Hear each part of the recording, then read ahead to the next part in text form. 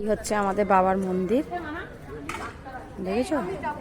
মন্দিরের মধ্যে ভালো ভিড় আছে, এখনো আসছে। চার প্রহরে সবাই জল ঢালে, সবাই আছে সারা রাতই এখানে, সবাই আছে।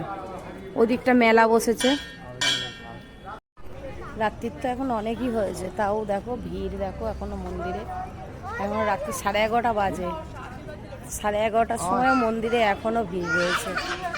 আমাদের এই মন্দিরটা খুব ভিড় হয়, খুব ভিড় হয় শিবরাত্রিতে।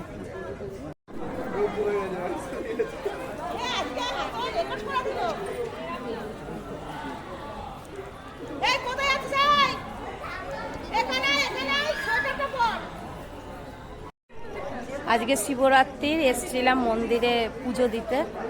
পুজো তো আমার দিয়ে কমপ্লিট করে বেরালাম, সব কিছু কমপ্লিট হলো।